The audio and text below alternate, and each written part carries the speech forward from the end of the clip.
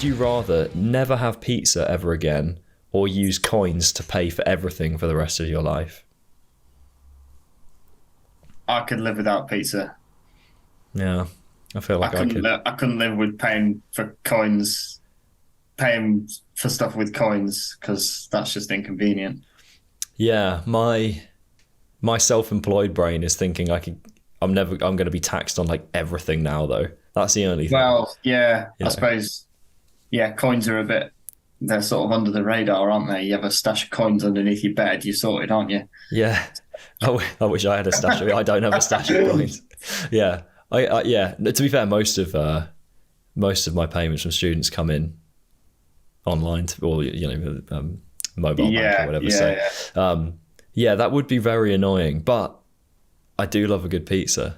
This is a dilemma I always think is interesting. Do you prefer like the greasy midnight kebab shop pizza, or do you like the sort of fancy restaurant? Because I feel like there's a place for both. I'll be honest, I prefer the second. I prefer like the fancier restaurant pizza. Yeah. I think probably just because I haven't actually had that many dirty kebabby pizzas in my time. I've had Domino's quite a lot. I would qualify Domino's, no offense, Domino's. It's more on that end of the spectrum. Yeah.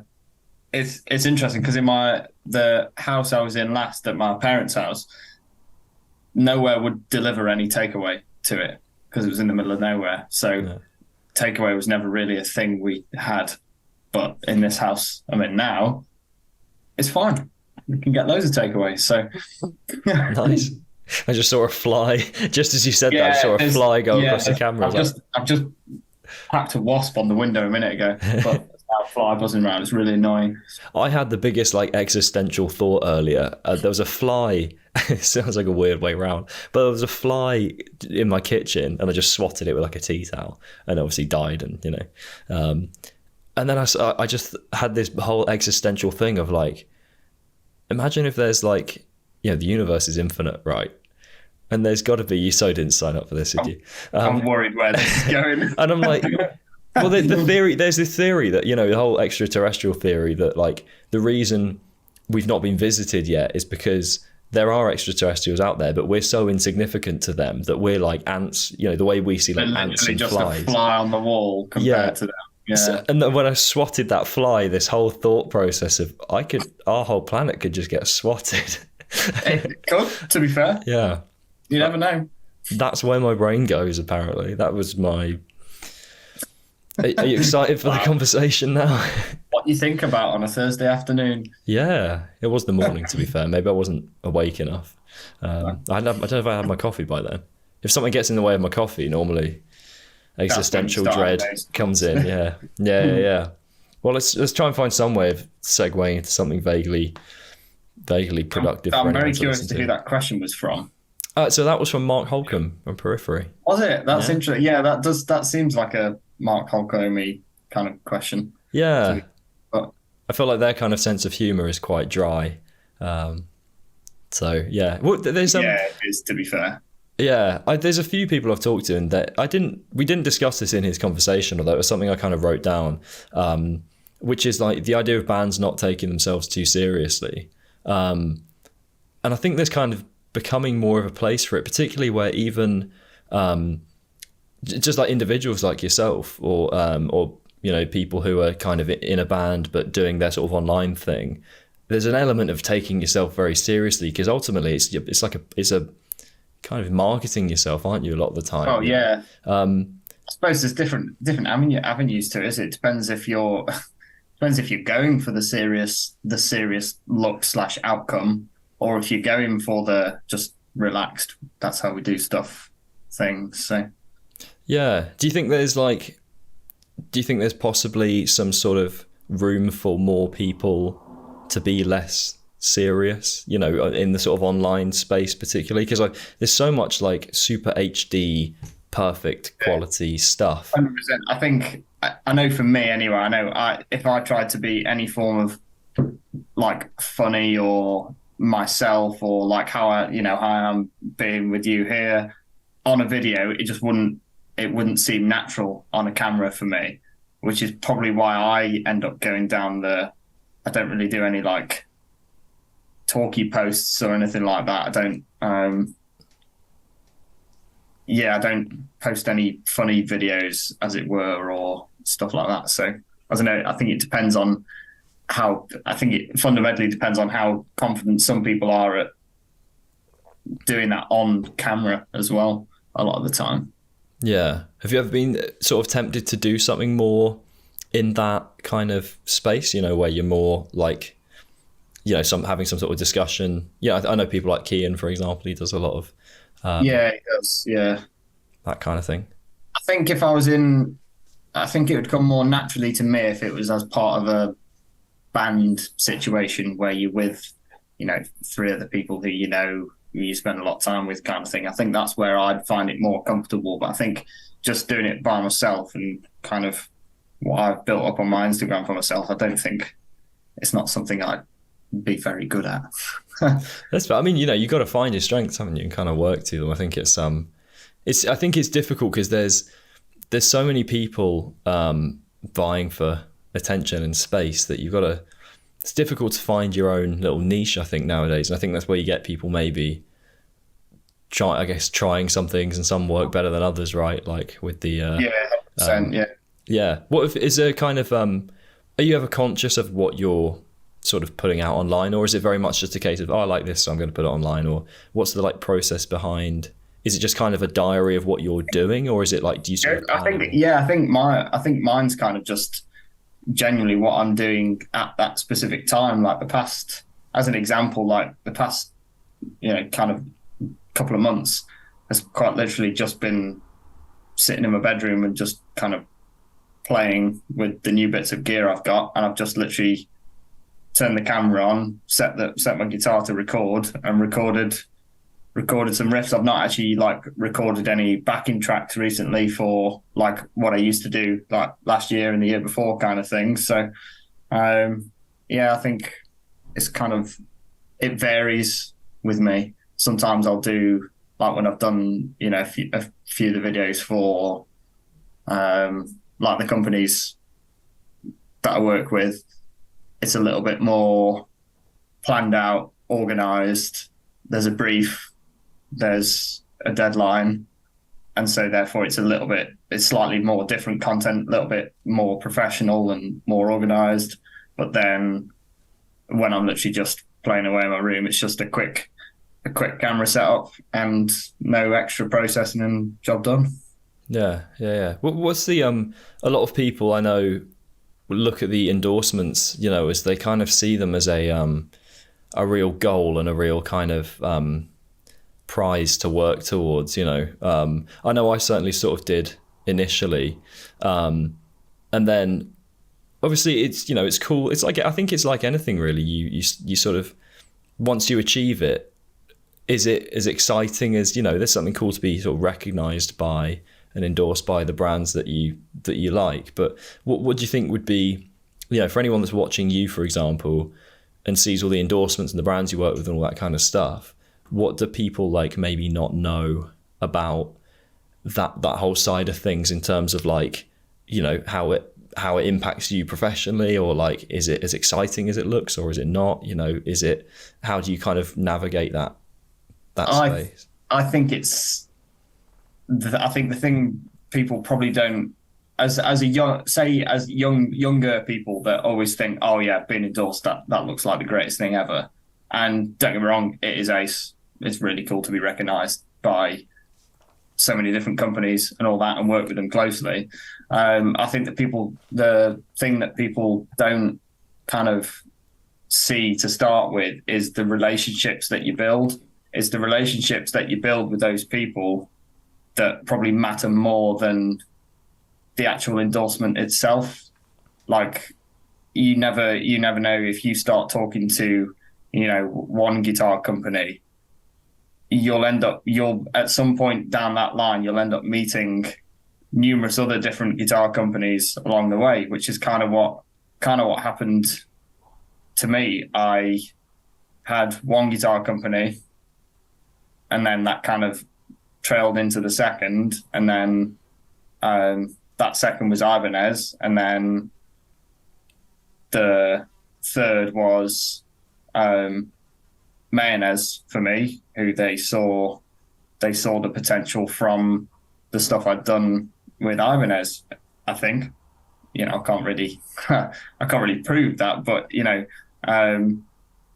and yeah, because you literally never know with an endorsement, no matter how small or big it is, you never know where it'll take you at the end of the day. Like 3 years ago, was it 3 years ago? 2 or 3 years ago when I joined Bare Knuckle, I would have never ever thought I'd have been asked to go to the NAMM show with them. Ever. I'd have never put that in my line. But having done that, I've now met probably another 10 different people from other guitar companies, other pedal companies, pickup companies, you name it, everything. And it's those people that you meet and you connect with that you tend to speak to. And that's fundamentally what the endorsements are about, is building a good working relationship, but also just a good relationship with those people. So yeah, I think that's an avenue people probably don't quite see, because you don't the only way you're going to see it is by actually experiencing it, and obviously you've got to have an endorsement first kind of to experience it. So yeah it's I found for me, like, it was exciting, and it's a nice bit of recognition for, like, oh, okay, I've sort of achieved a certain obviously a level, either a level of playing, or I've written some music, or whatever it is. That it's nice to get that recognition for what you're doing, I think. But I found beyond that, like, it was cool. It was like an exciting thing, but I think actually I found the sort of excitement wore off quickly enough, not in a bad way. I don't mean like I wasn't excited about it, but the novelty I found wears. I think you feel like you're going to be this, like, oh, I'm this mega star player now because these companies endorse me. But it's like, it doesn't really change. You're not a different player. No, absolutely doesn't change. It doesn't tend to change you as a player or anything. It's never just an endorsement by itself is never ever going to make you famous. It's your actual playing itself that will make you go far. I think it's more that the fact that if a company sees value in you, then I think that's the big thing to latch onto sometimes. And it's finding, sometimes it's not even, it could be any company that, contacts you, whether it's small or big. Because some big companies might not have, much to offer compared to the smaller companies, because the smaller companies, 9 times out of 10, they have a bigger chance of, like, make or break kind of thing, because they need those artists in order to push themselves. But the bigger companies are kind of there, so they know that even without you as an artist, they can still find someone else. But those smaller ones, if they see that value in a certain individual, then that could be make or break for you, and that could be make or break for them as well. It's having that value. They see the value in you, and you in turn give back value for that company. It's kind of a two-way street, and they're the endorsements that I think are the best. I've had quite a few over the years. Some come and gone, and the ones I've got at the moment are all the people that are from those companies are just really sound people. And I think it's if you've got the sound people, then you'll have a good relationship. Therefore, you'll be able to give back. They'll be able to give back to you because you'll get on with them at the end of the day. So, yeah, I think it's I think that relationship side of things is understated. As I think a lot of people just see it as a badge, Which, they do. 100%. I can understand when you've got so much, like, stuff out online and so many people to compete with. You could say, oh, I'm an artist with, this, that, and the other, which I have to confess I'm sort of guilty of in some ways. Everyone is. Yeah, you got to set yourself aside a little bit. Like, can you hear the fly in my? While this is a convenient point, because I'll cut around this, but there's a fly. I'm gonna kill that fly right now. You're gonna hear me swat a fly. It's pissing me off so much. Can you hear it? It's when the fly goes, like, behind your ear here. Yeah, everyone's gonna think we stink. Like, both got flies. Yeah, we're both living in fucking hovels. Could you hear it? I heard it once. I heard it buzz. Ah, fuck. Right. Okay, I'm gonna have to swat it. Right. Oh, where's it gone? Okay, I'm gonna get a tea towel. I'm gonna swat it. I might leave this in. It's funny. We'll see. I'll decide post edit. I'm gonna get a tea towel. Can you entertain people for like 30 seconds? Of course. I don't know what I'll entertain them. Tell you what. You play some guitar. I will. I'm gonna swat a fly. I can always play some guitar. Tell you what. I'll time myself swatting the fly. This will be a fun game. Let's where are we? This is a good challenge for the podcast. I probably will cut this out, but if it's funny, I'll leave it.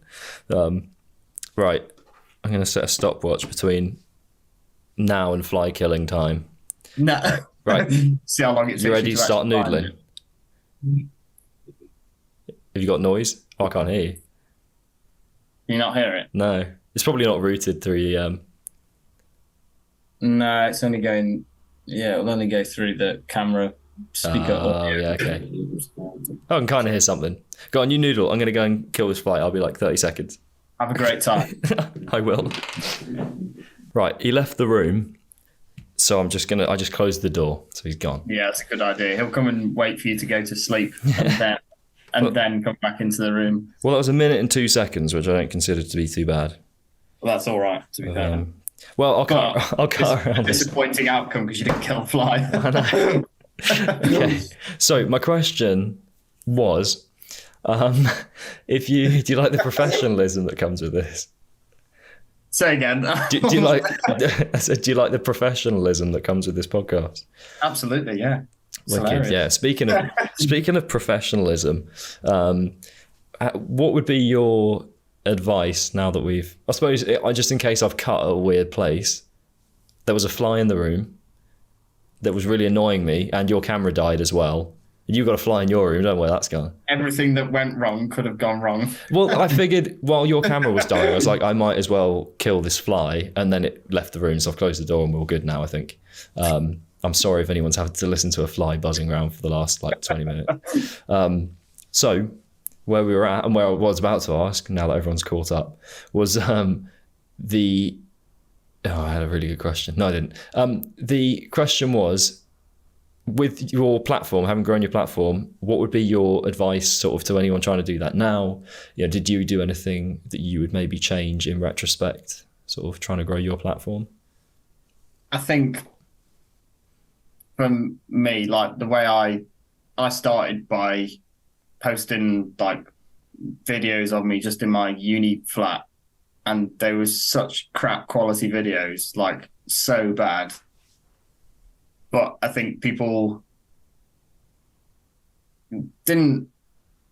I think people liked that they were pure bedroom videos because it kind of showed that you weren't like syncing up your playing to everything. It was, don't get me wrong, the audio sounded dreadful. But the playing, I think fundamentally, what helped me was that the playing was there, of which I'm not suggesting. I wouldn't suggest people to just use your iPhone camera to start with, kind of thing, because it's always ace when you see people starting out and they've got like the best chops and all that, and their playing's really good, and they've got a sick camera as well.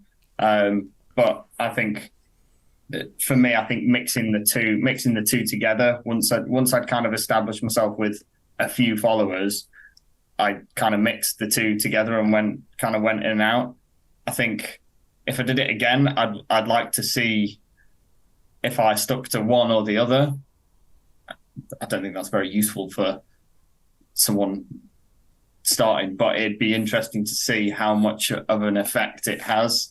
So whether that's something those people listening to this want to try out, because at the end of the day, it doesn't matter, if it takes up 6 months of your time and you tried something, it doesn't matter, because it's 6 months you've spent learning about something and still recording yourself, which at the end of the day, recording yourself is the most valuable thing you can do. I suppose in that sense, that's kind of the best bit of advice, is film/record everything that you do, because that's the best way of getting feedback on yourself through those videos or through other people is always the best way to improve, instead of kind of just sitting and thinking, oh yeah, that sounds ace, and then pushing it to the side. So I think that was the kind of good thing about posting so many of those videos for me, was that you can actually look back and reflect on them. Like even now, every now and then I'll look back 2 or 3 years on my page and think, oh, bloody hell, I was doing that. That's rubbish. I don't like that. Or that's actually quite good. It kind of balances out. But yeah, I think it would be a tip of advice for people starting out on posting stuff on social media kind of thing. Yeah, I see what you mean. I think the other thing is I feel like I need to get back into doing more playing, I think, on Instagram. I started doing the teaching stuff, and I think I'm going to keep doing that because people seem to like it. But money as well, crucially. Yeah, I'm hoping it. I mean, I've currently had one student come to me from Instagram. So, I mean, I teach like just through my own means, but I've done one lesson. I remember because I seem to remember I'd put out like 30 something reels before I got that message. And I think, because I charge £35 for an hour at the moment. So I think I pretty much worked it out that I was basically earning £1 per reel. Like, if you were to put it like, that's more than me. So I feel like the hit rate, at some point in the future, it'd be nice to up that. But yeah, I mean, you got to start somewhere with it, haven't you? So yeah, 100%. The thing I've found that part of why I want to step back into just putting more of my like creative stuff on there, A, is obviously build a platform, all of that business, and meet people and everything we've talked about. But B is that it just keeps you busy with creating. I feel like once you step off the gas, it's very easy to lose that creative momentum. Maybe not that spark. I think that kind of stays as long as you're still being musical in some way. Do you feel like it's helped your just creativity to have this platform, almost a bit of pressure to keep posting? Has that sort of helped your creativity? Yeah, 100%. Like when probably 2 years, I think it was during lockdown. Yeah, it must have been during lockdown, because I had nothing to do, because no one had anything to do. I just sat at home and played all the time. And that in itself helped, that was probably the best sort of like 12 to 18 months for my social media presence / platform building, whatever you want to call it, because I was creating constantly. And so don't get me wrong, it can work both ways. Obviously, the more you create, the more ideas you have. But at the same time, the more you create, you can sometimes end up in those annoying ruts that we all get stuck in. They can normally be, if you're doing it all the time, you can end up in a really big rut. But I always found that the more you do it, and the more time and effort you put into that creating, it gives you more out of it at the end, as well, which then spurs you on to like carry on doing that and like learning new things. And last year was probably the best example I had for that, because I probably posted about 10 or 11 times last year, which is nothing for me really. And my channel kind of just went stagnated. I didn't really do anything. I didn't do anything noteworthy.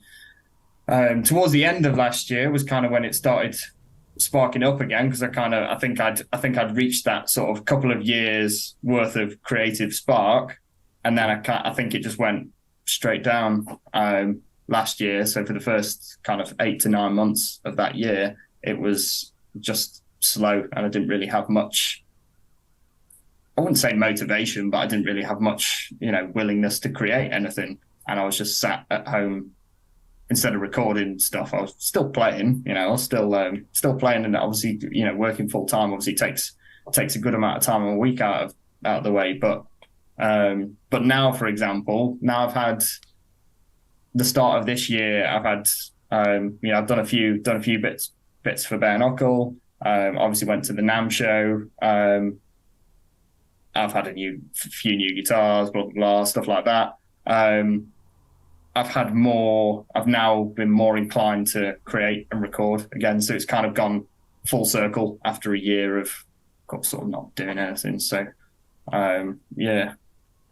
How do you get yourself out of the sort of creative ruts or productivity ruts where you're not doing as much as you'd like to, whether it's whether you're not posting as much as you want or you're not writing as much as you want? Like, are you one of those people where you feel like space is good, or do you feel like you should just keep going, or are there certain things you do to keep it fresh?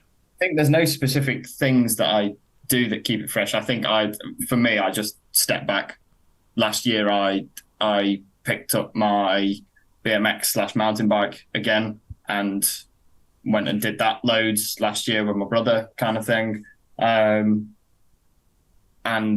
that kind of, again, it's something different. It pushed me away from kind of just the same thing that I was trying to do, which in turn, I think it worked, because now, you know, a year later, I'm kind of on the up again. It will happen again. You know, it wouldn't surprise me if it happens, you know, in a few months. Now I've had a good 6 months of like being creative again. So I think taking your mind away from it, fundamentally, it doesn't matter what you do to take your mind away from it, whether that's, you know, exercise in that sense. A lot of people like to go to the gym, gardening, anything like that. If you got a garden, go, you know, metal. Going out on a walk, or just, I don't know, I bought the start of last year, I bought an Xbox as well. I hadn't had any new console for like 14 years. So I thought, you know what, yeah, let's buy an Xbox. And that, again, I know it's, you know, kind of attempting to relive my child years, but it still helped because it's something different. And I didn't glue myself to it. But, you know, every night when I'd finish work, for example, instead of picking my guitar up, I'd go and sit and play Xbox for a bit, and then still play guitar as well, like during the day. And I always try to stop doing too many like long stints of guitar. I think that was a big thing. Like, if you can, don't get me wrong, if you've got the time to sit there and play guitar, we all love that. It's ace. There's nothing wrong with that. But I think sometimes if you're doing it for like 8 to 10 hours at a time, it can get really monotonous, I think. So knowing when to take a break, I think fundamentally is always a good thing to do. So yeah, I think, and it's about keeping that excitement when you pick it up. I think I've certainly got into a headspace, not quite the sort of 8 to 10 hour headspace, but more the headspace where I pick it up and I put a lot of pressure on that session. Like, oh, okay, yeah, I've got to write something good, or I've got to have a breakthrough of some sort. And that would just detract from the excitement of it. And it didn't mean I enjoyed, it doesn't take away from my inherent want to play the guitar or to write music or any of that. But I think by association, I started to associate some quite negative things with picking it up. Yeah, yeah, and it's quite a difficult space to get yourself out of. It's changing that mindset of why you're picking it up, and I think it's nice. I think, go on. And that's where it doesn't matter if you pick up your guitar and you write 10 riffs. You pick up your guitar and write nothing. It doesn't matter fundamentally. Obviously, if you work into a deadline, that would be the kind of part where it'd start to, you know, potentially be the tricky bit. But, you know, if you're just picking up to, you know, create for social media, don't let the pressure of social media attack you, as it were. Put that to the side and let the like actual playing / music side of it push you to make those videos instead of the other way around. It's the with your more on your sort of your actual playing and your sort of musicality, like what how do you feel like your playing has maybe changed over the year? I mean, so we started chatting maybe like, I don't know, a few years, like 4 years ago, something like that. 3 or 4 years ago. Yeah, something like that. I'm trying to think, because it would have been. It was that 20. Would have been 19. It was probably before the pandemic, I'm sure. Yeah. The first time I met you was the that guitar show in Birmingham, wasn't it? In 20. It would have been 2020, but then I suppose we've been chatting. So it's probably about 4 years, isn't it? So because we've been chatting before that. So obviously, since I've seen you, I know that you're kind of, or since first chatting, how do you feel like you're playing? I'm saying this is like, since meeting me, how has your life drastically improved? Yeah. Yeah. No, but like in that time frame, maybe call it in even 5 years, in the last maybe 5 years, other than just like pure improvement, is there anything in terms of your playing style that's changed, or like how you think about the instrument? I think so. I think probably 5 years ago, I kind of thought I wanted, every time I wrote something, I remember sitting at uni and doing this. Every time I wrote something, I always wanted to instantly write something really cool to follow that, which is sound, for if that's what you're going for. But I think for me, I was always looking, I always like that. I like that nice balance of being quite technical with what you're playing, because I like the sound of that, but also keeping it interesting to an extent, like melodically interesting, not just like stupid polyrhythms or whatever it is, like actual melodic content. I like the balance of that mixed with heavy music. So I think what developed most for me over the past however many years is making sure that, I've got a good balance of like melody to heaviness, as it were. I don't know how else to explain that, because it sounds a bit dim, but yeah, I think I probably now more so than ever, I focus more on how one riff relates to the other riff and how it kind of transitions, and where you want it to go with the song, whether it's you want to go up in tempo, down, you want it to be laid back, or you just want it to be a wall of sound. I spend a lot more time thinking about that, and I probably spend more time now after I've recorded the riff, for example. I spend more time than practicing the riff and thinking what to write after, just choosing drum hit placements and other synths to go behind the clean guitars I've put over it, or what the bass tone is like, because I think it's kind of the mix between all of them that's what makes it sound how it does. So I think if you spend the time trying to make the whole thing sound good instead of just one individual aspect, I always find I get a better product out of it than if I was just to shred for 4 minutes. Yeah. Kind of thing. Yeah, I feel like there's so much to. I certainly feel like since being in a band, particularly, and working with another drummer, with a good drummer, and particularly with drums, but also with like vocals and bass as well, you start to learn like what actually supports what you're doing. I've heard so many guitarists, and then I hear the drums behind it, and I'm just like, It's not so much a criticism. It's just like you clearly haven't. It sounds so stuck up, but like it's like you clearly just haven't got much experience of what drums can do or how they can support, what's going on with the riff. There's a lot of the time where you just hear this over the top drum beat, and it's just kind of like copying the guitar sort of, but it's not adding anything. It's just there because you need drums. I think especially in the world of like the advancement of like drum programs and like bass programs and all that, it's so easy to just like tap in 600 double kicks and think, yeah, that sounds so cool. It's so easy to do that now that I think you can get lost in just doing that instead of actually taking a step back and thinking about what like an actual drummer, a person would do instead of a computer. I think that's a valuable thing to latch onto. Yeah, I think this goes back to you talking about building relationships. It goes back to like actually building relationships with other musicians as well, like not just guitarists and guitar companies. I think one of the biggest learning experiences for me was being in a band and like learning, okay, what works, like what. Yeah, me too. Me too. I'm with you on that one. Yeah. Is in terms of how this kind of ties in with what we just talked about, but like, if you were to, again, I feel like you're a good person to ask for sort of advice for people that want to do I suppose, the kind of thing you're doing, you know. Because I feel like there are lots of young players that I see falling into the same pitfalls. And, you know, things like what I was going to ask was like, what do you think would be your advice for people that want to get into the kind of music that you're, you know, that might watch you and go, that's really cool, I want to be able to do that?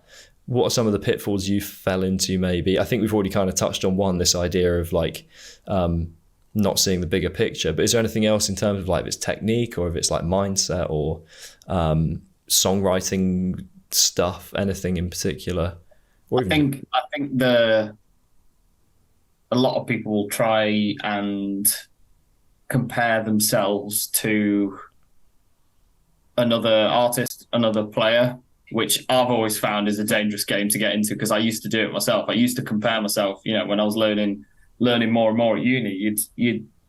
I think it's natural, obviously, because you always want to progress and you've got to have a reference point of where you want to get to versus where you are. But when you get a certain distance down the line, when you're still comparing your overall songwriting or whatever to someone else's, and that it's not as good or it's not like this, I think you'll never really get what you want out of it if you're trying to compare and trying to write like someone else. But if you're staying true to your own playing, and if you're confident, I think it's a big thing really, having the confidence in your own playing and your own songwriting skills, and pushing that instead of like writing something straight away after listening to a song or something like that. Don't get me wrong, it takes a lot of time. It's never going to happen overnight. But it's definitely an easy trap to fall into, especially when you got so many insane young players now that can just shred like no other. Like, it's mad. But yeah, I think that would be my best advice for that is write what you want to write instead of what you think someone else wants you to write or what you think social media wants you to write, kind of thing. You know, at the end of the day, it doesn't matter. It doesn't matter if you've got 1,000 views on a video or 200,000 views. You know, if you're happy with what you've written, you know, social media is a crap world really, because sometimes, you know, your video could reach 200k people, but sometimes it could just completely flop. And it's not really a testament to how good or bad the music is. It's just how social media works now and their stupid algorithms. So, yeah, write what you want to write instead of what you think other people or the social media will think you should write in order to gain views. Is there's kind of is that something that is easier to? Because I think a lot of people, if they're listening, will say they've got 200 followers on their account and they maybe haven't had a chance to go out with a band or anything. They're just kind of playing on their own.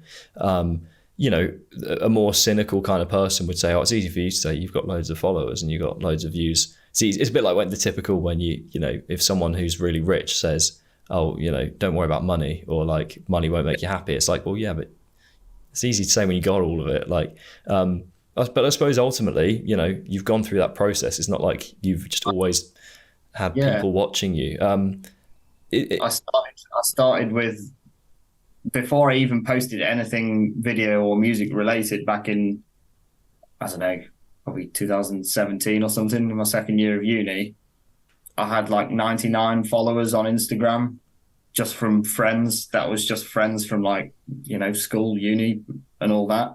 And then, you know, come 6 years later, it's a lot of work and there's times where you don't really do anything with it, but it pays off at the end of the day. Yeah. Do you feel like, is there anything that particularly happened, or was it like a moment or a collection of things that helped you sort of come to terms with that sort of idea of just putting out what you want rather than, you know, sort of complying with what you think is just going to be popular? Was there like a moment, or have you always been good at that, or did something happen where you're like, yeah, I need to just do what I like doing, you know? I don't know really, because I've never really I've always liked to learn stuff that I like to play. Like I remember in my guitar lessons when I was first playing, I never really wanted to play the stuff that my teacher was telling me to play to in order to get better at technique. I kind of fobbed that off a little bit and then started going on. That was like kind of in the days when Ultimate Guitar and, you know, YouTube lessons were becoming a bigger thing. So I spent more time on there trying to learn it myself. And so I think in that respect, I've definitely spent a good amount of time, you know, learning stuff that I think people would not be impressed by, but like kind of thing. But I think majority of the time I've always listened to the music I liked listening to. I've not learned stuff for the sake of learning it. I tend to, with me, if I have an album I like, I tend to stick on that album for ages. And I'll, you know, a lot of the time, all I'll listen to is that album or stuff related to that album, and I'll not like branch away from it, which is both, it's good and bad. But at the same time, it means I'm not just listening to loads of music because the world tells me I need to listen to lots of different styles of music. I'm just listening to what I like and I'm playing what I like. So, yeah. Well, in terms of I asked this question to someone, Tristan, he's he's a sort of metal journalist, I guess is the best way to sort of describe him. And I said, what in terms of modern metal, but we can tailor this more to like modern guitar as well. What sort of little things do you feel like you're hearing too much of? What are you getting sort of fed up of? Because there's a few, and I'm not trying to sound all cynical. It's just I think there are a few little things that I hear all too often in guitar. And, you know, I suppose on a more positive note, you know, what are maybe some of the things that if you want to stand out as a metal player, okay, maybe don't do that so much, you know. What do you think some of those would be? I can give you one example. I think the pick scrape is overused. You know, like the upward harmonic pick scrape, that sound. Yeah. It's like it works in places. Gojira do their thing with it, but I'm just like, it's not, I don't know. It doesn't work. It doesn't do it for me. It does in places. I think it's like a cool little supplementary thing. But I'm not a fan of it being like a part of the riff, if you know what I mean, personally. Yeah, if it's like a little passing bit between two riffs, but yeah, it's becoming like part of the riff, and I'm just like, I don't know, it just doesn't count for me. I'm just like, that's just a nothing note. That's a good question actually, because it's a difficult one to answer without sounding like sort of an arse. Yeah, I know. Yeah, like I just did. Yeah, no, but I know. But you can have your. You don't have to say that it sucks. It can just be personal preference, right? Like I'm not saying that sucks. I'm just saying personally, I don't like hearing too much of it. One of the things that I find I've always found a little bit confusing is when people use strange time signatures for the sake of using strange time signatures when they literally don't make any, sometimes they don't even make any rhythmic sense, you know, because that's kind of the reason why you use those time signatures is to create some form of rhythmic difference from other stuff. But when it's kind of ends up being just, I don't know how to explain it. I think I know what you mean. But I've written a few things, some in 5 and 7 and 11 and stuff like that. But I like to think the things that I've written, you don't go, oh, that's in 5. It just kind of works in 5, you know. Yeah. It's a bit like Pink Floyd, you know, Money by Pink Floyd. You don't go, oh, that's in 7. You just know. You just. He didn't come in on the first note there, did he? Yeah. Whereas when I think when it's used as like not a gimmick, but like when it's carrying the idea, when the idea is 7/8, like that's what the idea is. That's the strange part. I think that's just me really, because I'm not very good at time signatures. I can do 7/8 and 4/4. That's about it. Yeah, 7. I feel like I like. That's all.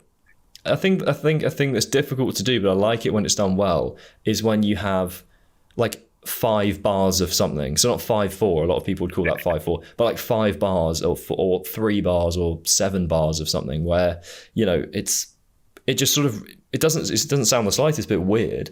It just kind of turns over at a point that you wouldn't expect. You know, you get an extra bar of something that you maybe didn't expect to be there. I think that's quite cool. Where there's no weird time signatures. You're just playing a bit longer or a bit shorter. Yeah. On the subject of that, I think one of the things that kind of always confuses me is when people have like a song that is just one riff after another riff after another riff, and like there's so many ideas, but there's never any repeat of any of those ideas, because 9 times out of 10 in there somewhere is a really cool riff that you want to hear again. So you get 2 minutes into the song, like, why hasn't it come back yet? Yeah. Can you hear an ice cream van? Bring it. Yeah. That's me. It's good timing. Yeah, I think there's not, sometimes with this progressive metal world, there's always become a thing of just stitch whatever you can stitch together. If it sounds cool, obviously, that sound, like, I like doing that from time to time, but also why not repeat something if it's good? Yeah, I think it's the other thing of, obviously there are a lot of guitarists, I think, that just sort of write in a bit of a vacuum and don't think about what people are used to hearing and what sort of contemporary music, you've got to sort of somewhat like acknowledge that a lot of people listen to vocal music. Most people listen to music more often than not that has vocals on it. So if you're just writing a guitar driven song, you've got to fill that space, and you're probably not going to fill it by just writing loads of riffs one after the other, because how on earth would a vocal sit with that, And because unless your entire audience and your entire band is just guitarists, which, don't get me wrong, a lot of mine kind of thing are, but you still want to have that appeal. I don't want to say the word pop music, but there's a reason why pop music is pop music, because there's always something in there that is catchy to latch onto. Yeah. And it's the same with metal music. It's exactly the same. It's like a lot of, in some of like Periphery's like heaviest riffs, there's a thing in there that people will latch onto, and that's that little hook that they'll like the little themes that they brought back on the new album. People love that in the Alpha Juggernaut albums, and then they brought it back. Sick. It's what you need. Yeah. I think there's way more space for some kind of like some sort of identity in your music. You talked about like not writing stuff just because you think it will do well, and it's that, I think it's bringing that identity in. Through things like, just repeating something. It becomes part, rather than just having loads of riffs. It's like, well, how do I know what this is meant to be? It's just like loads of different riffs one after the other. It feels more like a showcase than a song at that point, I think. Can sound a bit snobby, I guess, at this point. Depends what you like. But, I think there's definitely space for more exploration of ideas, I think, is the, rather than, I think people take the progressive thing and they think it means literally progressing every 10 seconds. Yeah. So quickly, just to finish up, I know you're big into like cars and stuff, right? Is that what? You like cars, yeah. Yeah, because I think the last thing you said to me when we were talking about your car was, you said it would be the death of you. Probably. I think you said something along those lines. While I'm accelerating or something stupid like that. Yeah. So what's your dream car, and what would be your, if you were given like the nightmare car, what would just be the worst car you could have? I'll start with the worst car. The worst car would be... And I mean within reason, not just like some broken down rusty thing. I mean, it had like a normal, it's a working car. The worst car would be something like a Beetle, or I really hate those Mini Countrymans. Are they like the Mini Coopers, but the like estate cars? With the stupid doors at the back. They're horrible. Like, why would anyone want to buy one? Same with the Beetle. Like, who looks at a Beetle and thinks, Joe, yeah, it's a nice car. Yeah, I want to drive that. The ones, Nissan Micras. Oh God, they're horrible. I learned to drive in a Nissan Micra. Oh no. Do you drive okay? I remember my driving instructor telling me He said, right, you got to get up to your 60, speed limit now. Now we're on a national speed limit road. I'm like, right, put your foot down. So I did. And then, 10 seconds later, right, come on, you need to keep your foot down. I was like, I have. It's been down for the past 15 seconds. Your car's slow. Oh, the other one that I don't like is the Fiat. What's the big ugly car that's got like, it's like a 6-seater. Is it it's not a Panda, is it? Top of another car. Yeah, it kind of just looks stupid. What's it called? I'm going to search this up now. It's just like... A Fiat Panda is horrible as well. I don't think it's a Fiat Panda. Yeah, it's not a Fiat Panda. They're not great. It's like a Fiat... I'll just type in Fiat people carrier. Yeah, it's this. It's... what's it called? It looks like something... It looks like it's like a sea creature. Multipler. A Fiat Multipler. Yeah, I know. It looks like something you'd find in like Shark's Tale. Like it's just... It looks like a pufferfish or something. Pufferfish. Yeah, pufferfish that's been merged with a Fiat. Yeah. The Fiat. Yeah, it just looks silly. It's just ridiculous and I hate it. What about favourite car then? I think if I was to Or like dream car. I think the ultimate like dream ridiculous car would be a Porsche 911 GT3 RS. Something like that. Or Lamborghini, any Lamborghini that's in a bright, stupid colour. Anything in a ridiculous colour, green, orange, yellow, bright blue, all of that. But in without sounding really cringy, like ever since I've kind of been into cars, my dream car to have was an Audi RS3, and I bought an Audi RS3 last year. Yeah. So kind of, I don't know. The problem is now when I eventually when I have to grow up and get rid of this car that I've got, I don't know where I'll go next, because there's not many cars that will make as much noise as it does or go as quick as it does on a day-to-day basis while still getting 35 mpg. So I have to just go and get a Fiat. Yeah, multipler. You could fit all of your friends in it. It'd be great. Oh, yeah, absolutely. All your guitars. I'll have to have no friends because I wouldn't want to be seen dead in that thing. Yeah, first day of having... Yeah, the irony is if you had a Lamborghini, you'd be so safe and careful. And then you get a Fiat Multiplo just crashing it everywhere. Like, I don't care. Yeah. Like, just... It'd be like that episode of not Top Gear, Grand Tour, where they drive the Peugeots around and just drive it into a field and set it on fire. Yeah. I think for me... A Peugeot that you can drive into a field and happily know that you'll just leave it there and just watch it burn. That'd be a nice place to get to in life. Yeah. A bit wasteful, but at the same time, it's funny, isn't it? Definite comedic value. Yeah. The comedic value outweighs the financial value of the car to me for a Fiat Multipla. 100%. Yeah. Yeah. Yeah. Okay. I said I'm not going to make that comment. I'll just get in trouble. I said never mind. Right. That's what editing's for. Anyway, there we go. I've said my thing. You laughed. We laughed. We're there. So yeah, you laughed too. So if I'm in trouble, then so are you. So cool. What was I going to say? So I need to finish up. I need a question for the next guest. And an artist pick, like an artist you want to recommend to the world. Ooh. I need to remember. Hang on. I need to remember what the guy's, because I don't think I actually know the guy's name. Mm-hmm. I was saying to someone I need to get like heavy metal elevator music to fill the space while people think of their answers for these things. Yeah, instead of some smooth jazz. Yeah, like some sort of heavy metal equivalent. Yeah. I can't remember. Yeah, it's I'm yet to, I think I have had one artist. There's been one artist that's been recommended twice. It's a band called Inertia. They're good. Yeah, I gave them a listen. They were pretty cool actually. I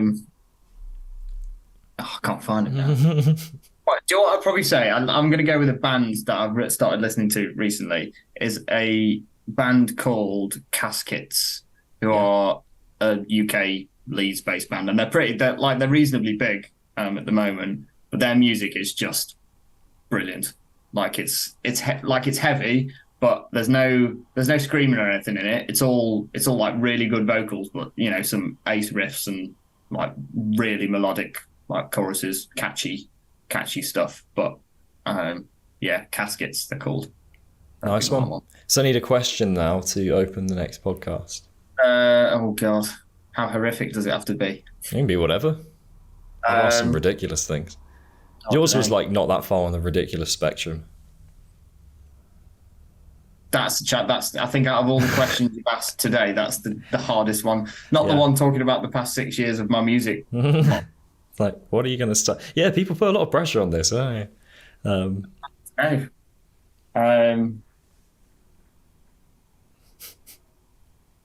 be musical or not.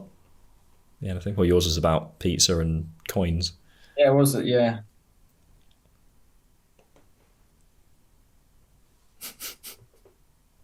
Pressure's on. Fly just came back. Yeah. He's literally on. He's just at the top of the camera now. I really want him to just step over it. I'm so tempted to swat him. Be the end of the podcast.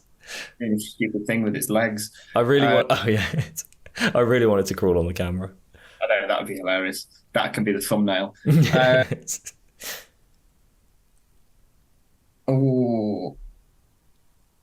Let's go. I'll go with music. I'll go with boring music related. If you had to choose one guitar and one guitar only that you could only play for the rest of your life, what would it be? I'm gonna somewhat ruin your question for you. The next person might not be a guitarist. Oh well, it might be. Well, that'd be a bit of a crap question then. It's only because I know who the next person is, and he might play guitar. Might, but I don't know if he does. I'm gonna feel like such an idiot if he's like a massive guitar player and I've just totally missed that.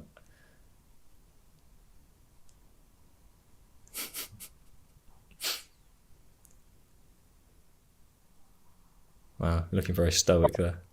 Rather have no arms or no legs. Like you had to choose one. If you had to choose one, which one would you go with? Oh, yeah, that's tricky. I think. Oh yeah, I don't know.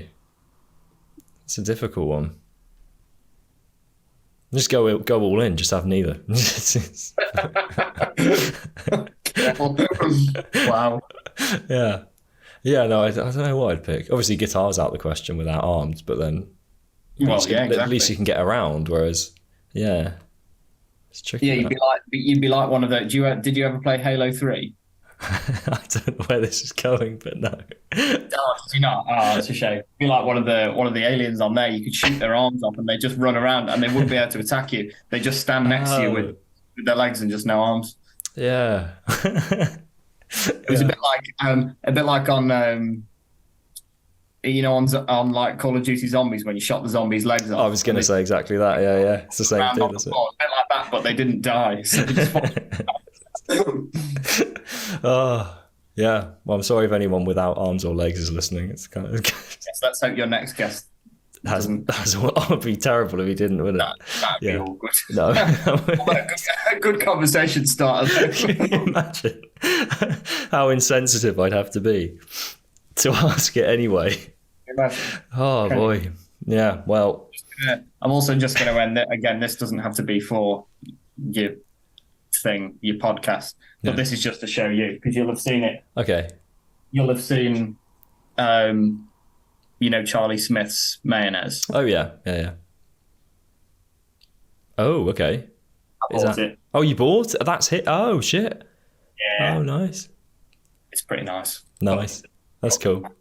Right, well, we'll finish up, because I was going to say if you want to plug anything in particular. Again. If you want to plug anything in particular for your own purposes. Not really, to be honest. Haven't got anything major lined up at the moment. I'll have just throw the link to my page and all that. Yeah. I'm always happy with that. So nice. Yeah. Cool. Thank you, man. Winner, good to see you. Great chatting about stuff.